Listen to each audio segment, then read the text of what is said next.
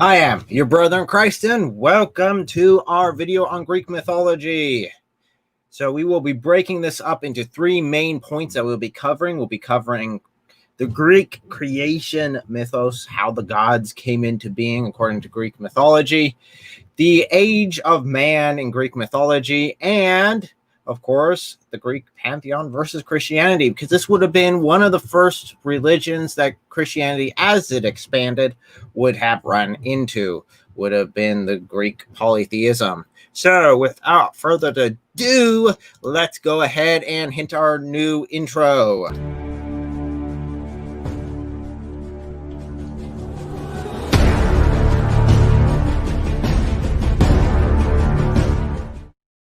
So there we go. We'll say hi to a couple of our guys who have jumped on. Hey, welcome. It's good to see you again. Hey, holla. I holla back to you. Holla. Hey, the Cobra is here. Fantastic. Yes, that is your nickname, and it's stuck with you. At least in my head, it did. No other guarantees necessary. And Foxy Global Gaming says, hey, okay, so let's get started. We are going to be talking about Greek mythology.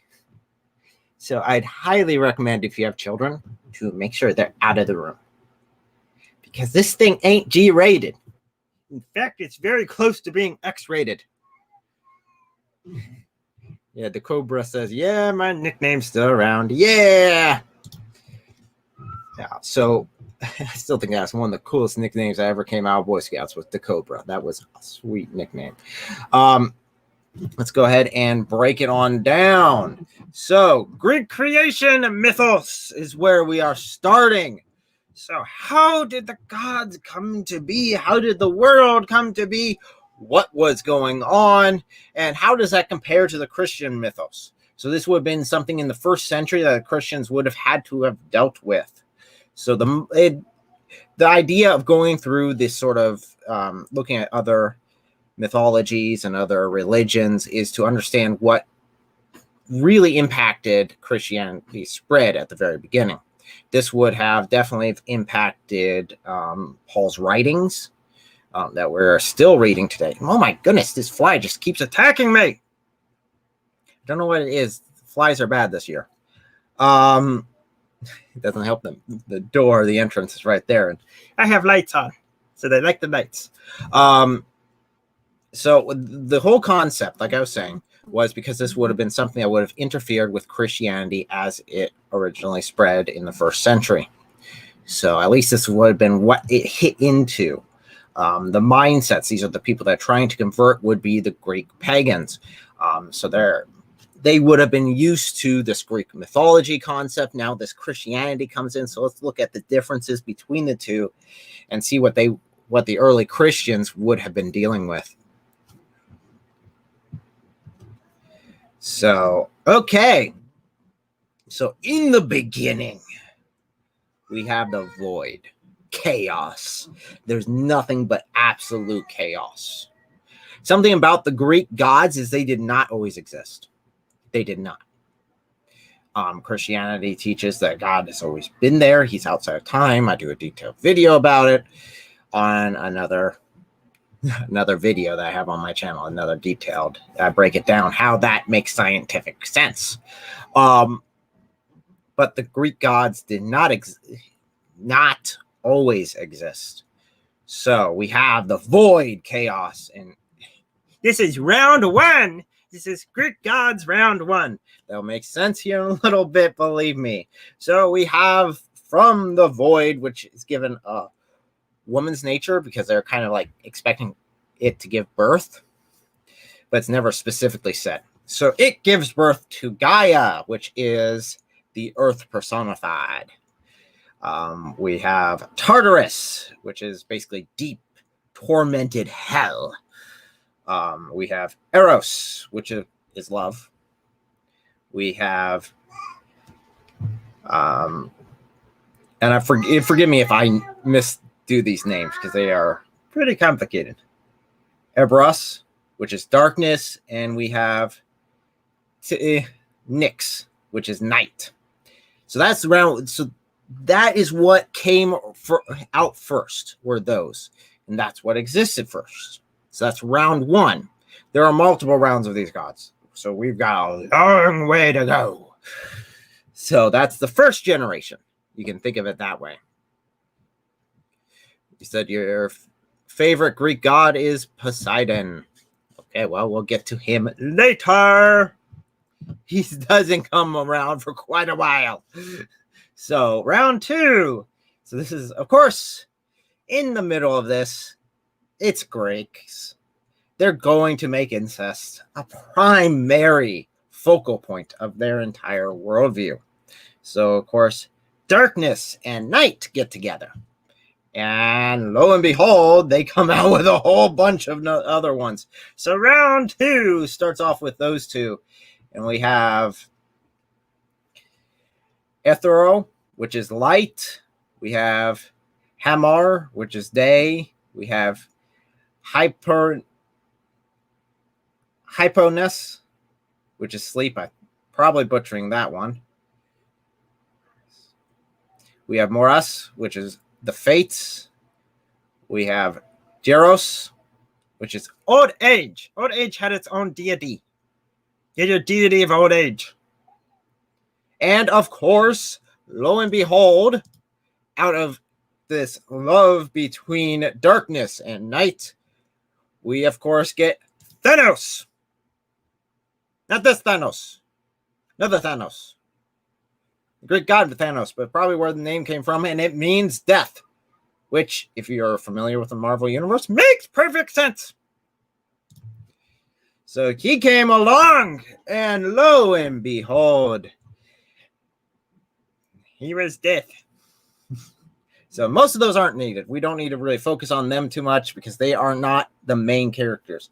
Gaia, on the other hand, so Earth decided to have its own children, and she don't need a man.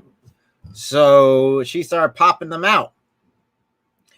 You have Uranus, which is the sky. You have Ormus, which is the mountains. You have Perseus, which Porneus, which is the sea. So that was round two, and they're popping out all over the place. We're just getting this ball rolling. So, and of course, it's Greece again. So we go back to that whole incest thing. Why not? So Gaia and Uranus decide, well, let's have our own kids. So they start going at it. And they had round three, which comes in. So this is a third generation down. So this keeps going down, down, down, down, down. Or kind of like siblings, I guess, with round two, because technically they are still Gaia's kids. We're just going to call this round three and just forget about that part because it starts making my head hurt. This gets complicated. This is not the 7 days of creation. This is a lot more in depth. A lot more complex. Keep it all straight. So we have CRIOS. We have Oceanos. We have CHORUS. We have CRIOS. We have Hypos. That sounds like a hyper individual now, doesn't it? And these are all the Titans, the 12 Titans. So we have Yatamos. And then we have, those were all the male Titans. So those were 6 original male Titans. So then we focus in on the female Titans, and we see Thea, Thermos, Nitamasin.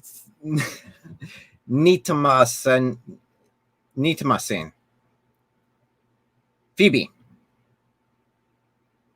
I don't know who is naming these. But they got to Phoebe and like, Phoebe. Thank you for saying one that I can pronounce right. We have HYPNOS and Rhea. There's a nice one. There's an easy one. And then we had 6 monsters that were also created between this incestuous union between the earth and the sky. Well, sky kind of feared its own kids, so it decided not to let Gaia give birth at all. So she shoved them back in the womb, which, again, why did this come to be? Why was this a concept? But say to me, this was a concept. I'm not writing Greek mythology. I'm only restating it. So Gaia's like, it's causing Gaia a lot of pain, having all these kids still shipped inside her. It's not working very well. So she decides, we'll fix this. We'll fix this. How is the most efficient way for a vengeful woman, because she is depicted as a woman, to take revenge on a lover? I'll give one of my sons a sickle. We'll see how this goes. So she gives CRIOS a sickle, and he waits. And as Uranus comes back to Gaia to, well, make the foo-foo, he proceeds to cut off the balls and throw them into the sea. Needless to say, that kind of kills the whole love thing. And from that, of course, we get giants and nymphs and a bunch of other stuff from those balls being thrown in the sea. Don't ask me why. I didn't write this crap. So they get thrown into the sea, and Uranus, well, obviously runs off, cursing the Titans, primarily CRIOS, saying that he shall pay for it. And we'll see that come along later on. So they all get out. They're having a good time. Gaia's happy. The Titans are happy. It's the Golden Age. That'll make more sense later when we go through the Age of Humans, but that's the beginning of the Golden Age. Fantastic. And, of course, nothing can stay happy forever. These are the Greeks. They like their tragedy, and they like their sorrow. So, and incest, obviously. So CRIOS gets a prediction that one of his sons will be his downfall. So he decides at that point, one of my sons is going to take over. He put himself as God. So I will go ahead and eat my sons because that makes perfect sense. So we've gone through incest. We've gone through cannibalism. We've gone into fratricides. Now he also marries Rhea, which is, of course, his sister. So why not? You trapped in a womb with her. It gets hot and hairy, I guess. I don't know. These Greeks are messed up. So then we go into round 4. So this is the 4th generation of different deities going through. So we've got CRIOS and his sister Rhea, who are making love and making babies, and then CRIOS is eating them. Which you think after the first one, you kind of get the hint, but it takes her a little while to get the hint. So we have Hestia, we have Hera. He eats both of them up. We have Demeter, he gets eaten up. We have Hades, he gets eaten up. We have Poseidon, hey, the Cobra, your favorite guy. He gets eaten up. And finally Zeus comes around, and she, Rhea, by this time, kind of gets the hint, right? Kind of gets the hint. Every time I saw him, the kid, he eats him. He doesn't really pay attention. I mean, he doesn't really look at them too in depth. He just eats them right off the bat. So I'll get a rock instead and give it to him. And she does so and hides Zeus away for him to grow up, raised by nymphs until he comes of age. So Rhea gives CRIOS the rock. CRIOS then eats the rock without arguing. You think by now he would understand the difference between the taste of one of the gods and one of the Greek gods and a rock. But no, he just chows it down, not caring about it. Nope. Well, Zeus grows up, decides, I'm going to go save my kids. I'm going to go save my siblings. So he decides, CRIOS has got to fall. We need a change of leadership. So he goes ahead and gets a magic throwing up potion and goes and gives it to his father, CRIOS, while he's disguised as his cupbearer. And CRIOS throws them all up in reverse order. We have the first one that comes out is Poseidon, and him and Zeus fight CRIOS until Hades is thrown up, and then Hades and them all go at it. And eventually, CRIOS throws them all up, all 6 of them up, and they defeat him.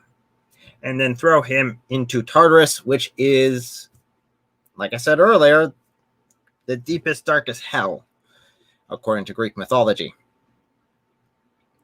So, but yeah, okay. So they beat the big bad guy, right? Now they get to no. That was the beginning. That's the opening act, and this starts the war between the Titans and the Greek gods, going back and forth. Remember all those siblings? Yeah, there were a lot more Titans than there were Greek gods by this point, because they were still reproducing, and there's a long list of them, which I did not go into because they were not the important ones.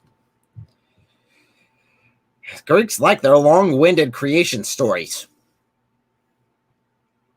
So finally, round 5, right?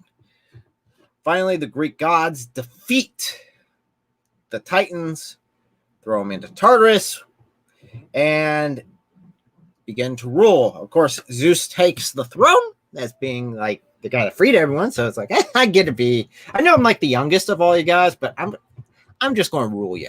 I'm going to rule you. So he decides to rule you, and of course, again, disagrees, incest.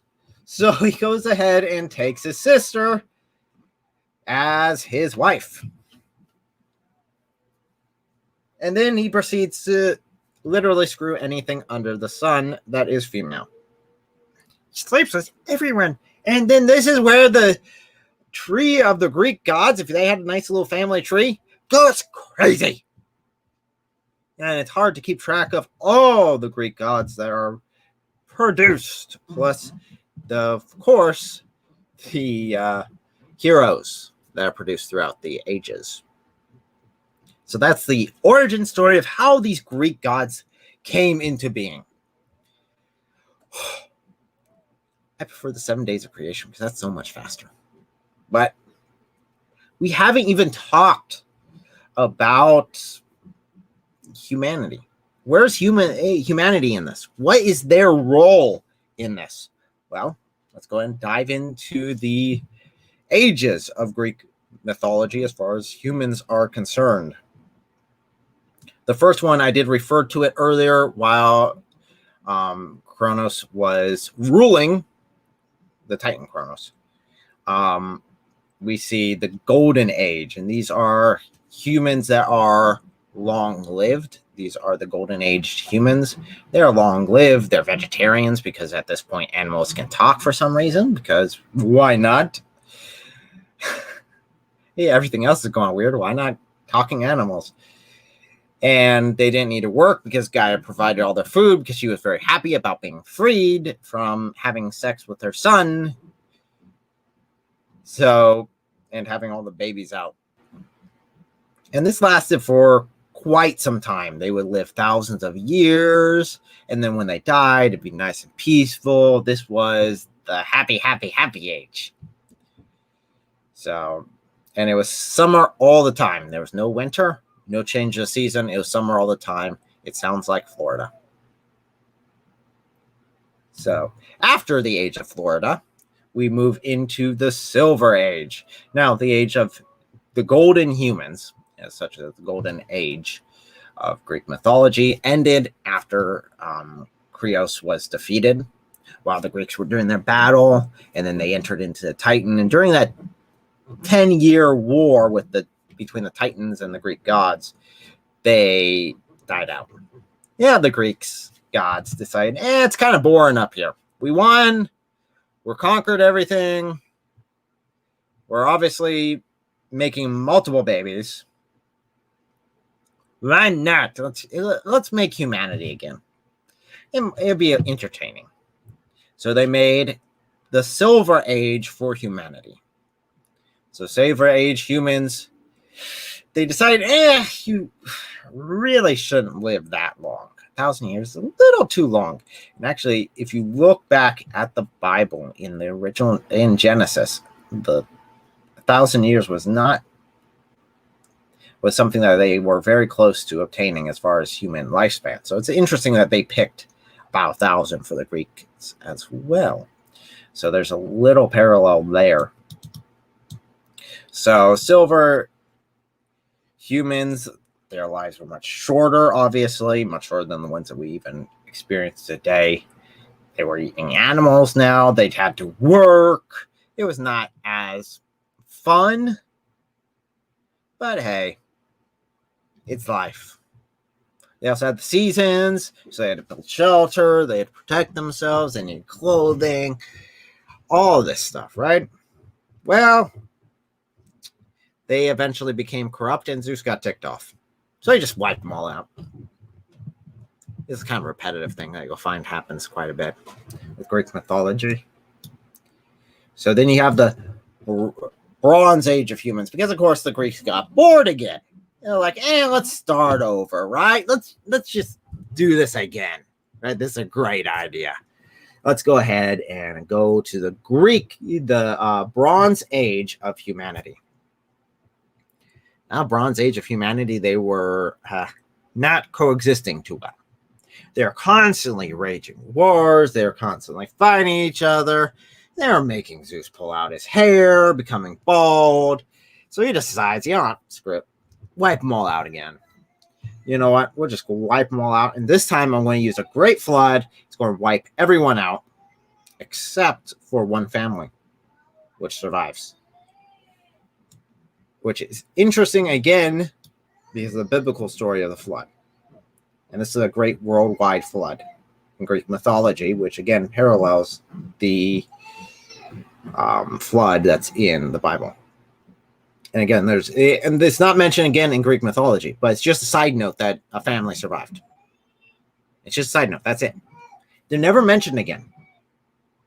So that's an interesting little snippet that they just disappears. So you could see where if you had a family that did survive the Great Flood, according to biblical sources, and then went and settled in Greece, how this could become from that story. You could have had the Golden Age come from the long-lived people, which were before the flood, which they did live to extreme periods of time. They were vegetarian. So you did have those, at least until after the flood. And then you had the flood. And you can see where some of the stories, of course, different. Zeus isn't constantly up there just deciding to wipe everyone out. Because, again, Zeus kind of screwed up. You'll notice that these gods aren't all powerful. Screwed up, and one family survived. But yet they're dropped off the face of the earth and not mentioned again in Greek mythology. So after that, of course, the Greek gods got bored again. Said, let's do this human thing again. This time, let's make them bigger. Bigger's got to be better, right? So they have the heroic age. The heroic age, the humans were giants. And until they became corrupt, ticked Zeus off, and Zeus wiped them out. Very repetitive. So there are a few of those giants who did survive into the next age. And of course, the next age, so we're now at the fifth iteration. Now, this is interesting because there are 5 generations of Greek gods going through, as I've outlined. There are also 5 ages of humanity. There's a parallel there.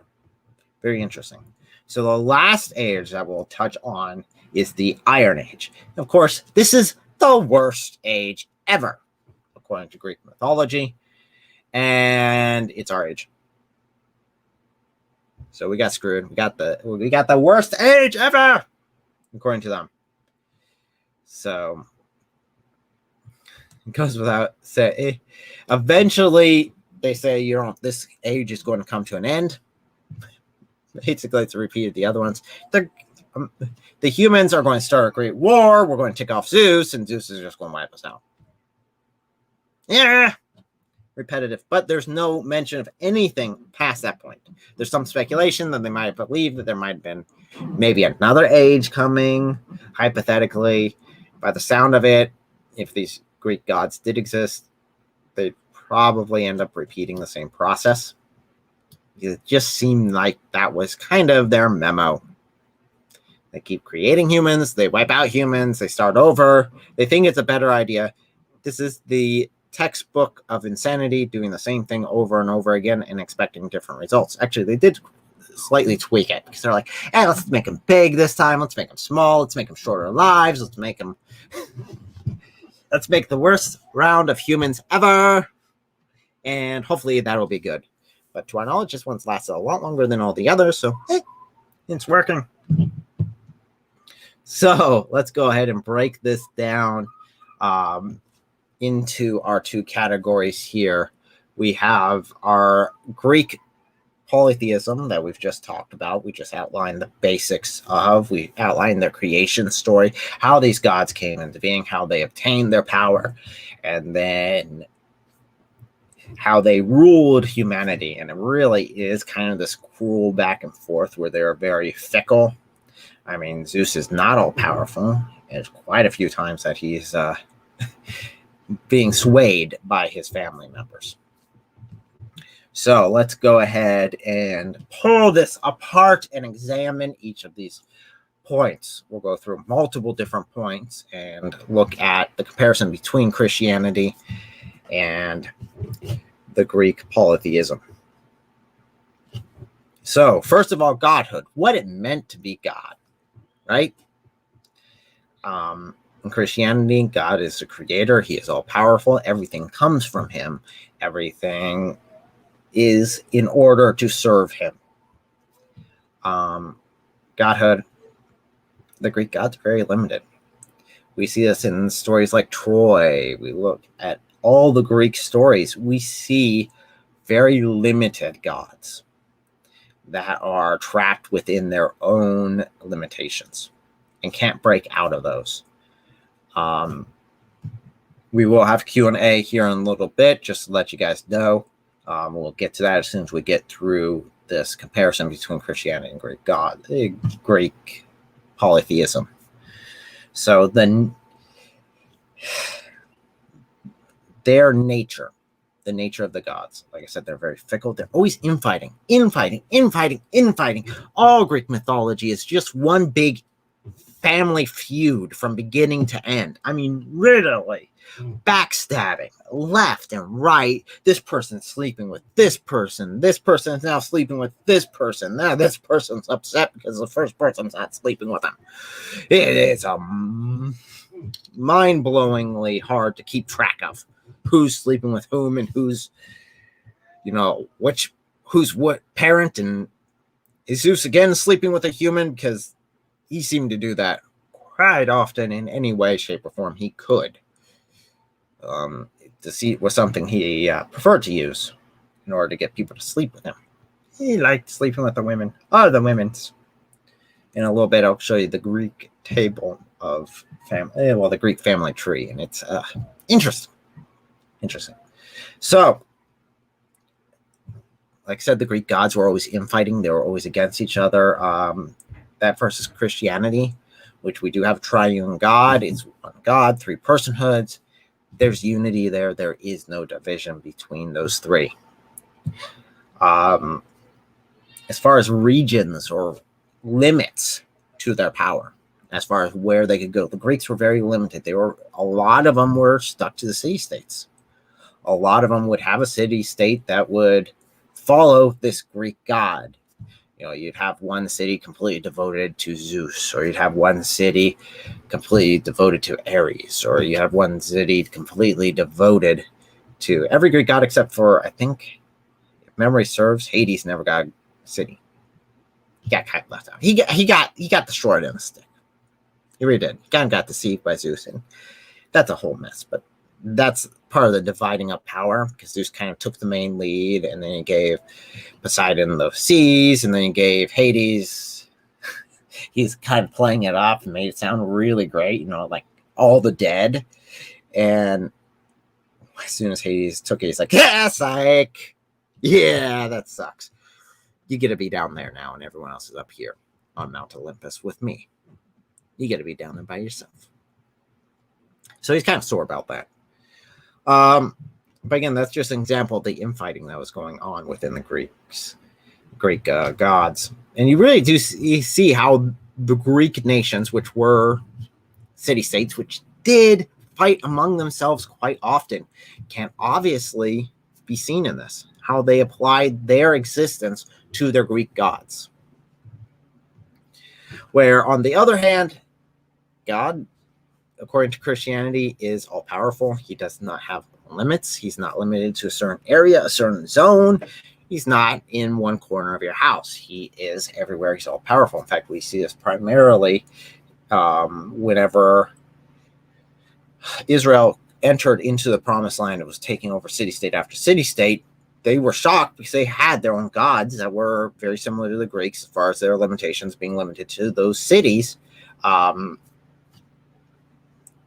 Our God didn't care. He owned everything, and he was taking it back. Kicking out the usurpers. Okay. So what about... Okay, so we've talked about humans' position. We've talked about what humans are in Greek mythology. We already know what humans are in Christian theology. We are talking about how the gods came into being in Greek mythology. So what about the afterlife? I mean, we didn't really touch on much. I kind of skimmed over it. But what about the afterlife? In Greek mythology, there are 3 places in the afterlife. You can think of them like this: hell, light hell, and heaven. And there is Elysium, which is heaven in Greek mythology. You have Hades, which is like the light hell, which, yeah, there's torture, there's torment, but it's not that bad, right? It's like a bad vacation, a really bad vacation, right? When you get really sick. Yeah, that's like Hades constantly. And then you've got the deep, deep part of hell, which, according to the Greeks, is Tartarus. So that versus Christianity, which has heaven and hell. So in Greek mythology, the only way to get to their heaven is either to be related to a Greek god, so either be the son or daughter of a Greek god, like, well, it would be considered a demigod. You would have Hercules was one. You'd have those sort could enter into heaven. Of course, the Greek gods themselves, for some reason, could die and could go to heaven. And then you'd have great heroes of old, such as Achilles. Achilles can enter into heaven. But everyone else, you're going to Hades. There's no ifs, ands, or buts about this. There's no other option of doing it. Either you are a hero or you're going to hell. And if you're really super bad, maybe you go to Tartarus. If you really, really tick Zeus off. So that's the role there as far as the afterlife. There really isn't any hope of anything more than Hades for you, unless you're some massively huge hero, which is then his name is carried throughout the ages. So, but in Christianity, of course, heaven is a place that we can obtain through the grace that is given to us by the cross, not by anything we do. Hell is the alternative, which if we do not accept that grace that's freely given and decide to pay for our own sins, ourselves, that's the result. God does not send us to hell. It's by our own decision. The role of man in both Greek mythology and, of course, Christianity. Greek mythology promises us that we are toys. I mean, how many times during this, when I was talking about the age of man, did we repeat to say that the Greek gods got bored and created a new human race? They got bored, they created a new human race. They got bored, they created a new human race. They got bored, they created a new human race. The end. So humans are nothing but toys, according to Greek mythology, where, of course, in Christianity, we are sons and daughters. We are redeemed. We are meant to be in that relationship with Christ and with God himself. From the very beginning, that was originally our intended position, and through the grace of the cross and what was done there, we can go back to our original position. Salvation. In the Greeks, there are none. You're screwed. If Zeus really hates you, he really hates you. There's no ifs, ands, or buts about that. And if Poseidon hates you, stay away from all water sources. First is, of course, undeserved grace. Grace that we did not obtain upon ourselves, but yet is freely given to us.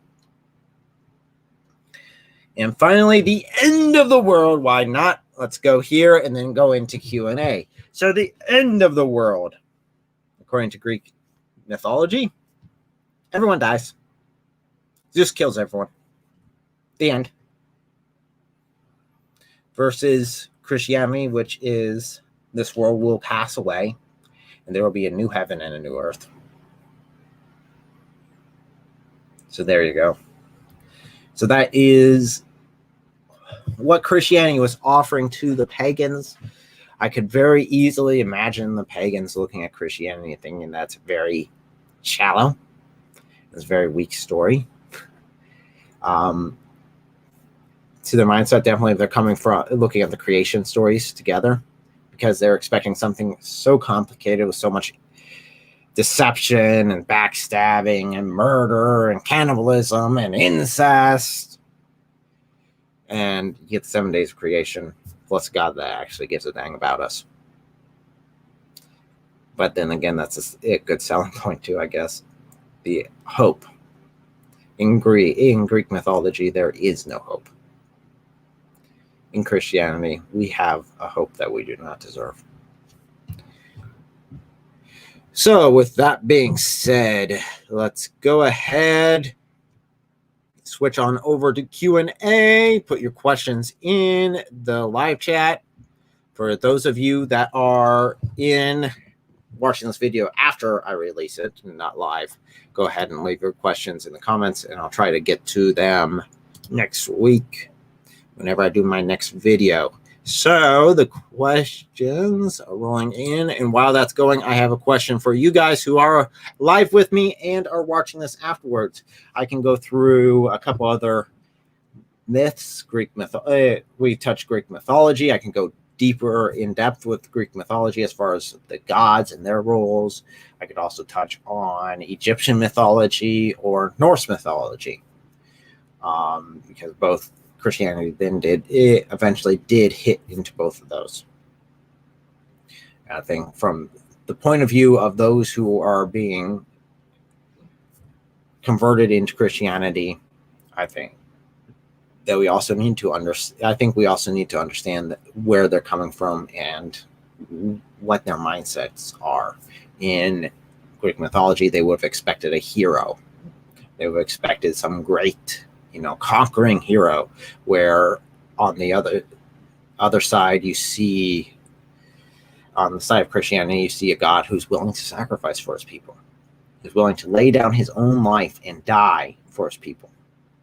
We do see the conqueror come later, but as of now, we don't have a conquering, ruling God like the Greeks believed they had. So, yay, hey, welcome for joining. It's Good to see you. I see a couple people in there. Let me see if there's any good questions. If you guys wanted to throw anything in there, or let me know if you guys would be interested in Norse or Egyptian mythology or any of the other mythologies while I'm at it. This comes from whenever I sat down and actually studied these mythologies. I had to go back through and refreshen up on them, but I did that years, and I went through a quick synopsis of it and put it into a video. Put that out a few years ago. I think Big Bang, Evolution, and Christianity, or something like that was the name of it.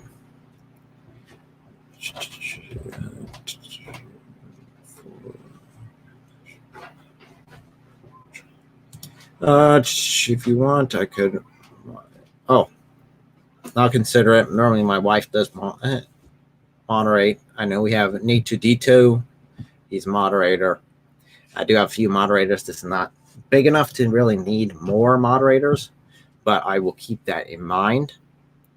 I might go ahead and consider that, considering you are here quite a bit. But I'll keep that in mind. If we continue to grow and we continue to have larger live streams, then I can definitely put you on as a moderator.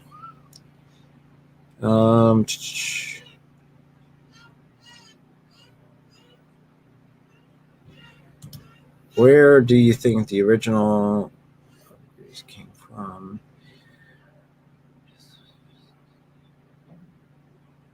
I think it came from where the original concepts for the Greek mythos come from. I kind of go into that as we're going through the ages of man, according to Greece, because you start seeing that in the Bible, and I do believe that the Bible is 100% true, and I do believe in a worldwide flood. Mainly because we see a lot of evidence for a worldwide flood. Again, here in the Greek mythology, we see a worldwide flood used to wipe out an age of humanity with, again, one family surviving. We see that also in even religions as far and as separated from Israel and Judaism as the Aztecs had their own mythos about it. I can also do one on the Aztec religion, although I don't think that is nearly as relevant as the Greek mythology, just because this would have impacted right away with Christians, with the spread of Christianity. So I think it was influenced a lot. I know that there's a section that I did skip where Gaia creates another monster at the end of the 10-year war with the Titans. His name literally means storm, and Zeus defeats him with a bunch of lightning bolts. So that makes me wonder if there was a massive storm that was heading for Greece and then blew north or blew south or dissipated. And they contributed to that to Zeus winning that war. So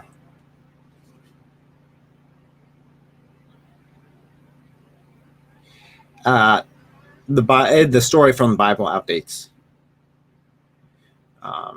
Gilgamesh. It outdates it by a huge margin. So no, it couldn't be. Gilgamesh could have definitely copied from the Christian doctrine.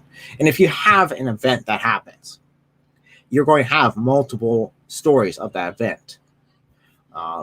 Definitely, if it's something that was huge that impacted all these different nations, you would all have stories based off that. And that's what we see about this flood.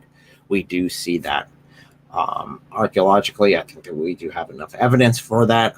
Primarily, fossils being found through multiple layers of sediment, vertically standing instead of in one layer. So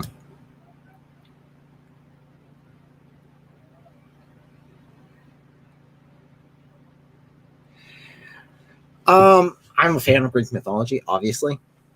I did quite enjoy reading Greek mythology, Homer. I love the movies. You got Clash of the Titans. You got all these different movies that are coming out about the Greek mythology. It's good to be aware of polytheism. It's still around. You still have the pagan beliefs, which just basically states any of the old gods. There are still people who believe this stuff.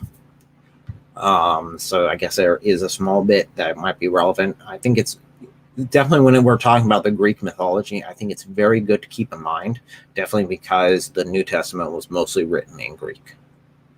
And that would have been some of the churches that Paul was writing to were in sections of Greece and would have been heavily influenced by the Greek beliefs. I could also do a follow-up one on a follow-up video on Roman theology. It's a little different. It copies and pastes a lot from the Greek mythology. But there are some different ways that they sort of touch on it, mostly around what they call Mars, which was the Greek god of war. They rebranded a lot. It's basically like, you remember the video games where they say they remastered it, and then you play it and you're like, and it's just the same thing. It's just they changed the animations, maybe some of the sounds, and that's it, right? Well, Jupiter's kind of like the remastered Zeus. They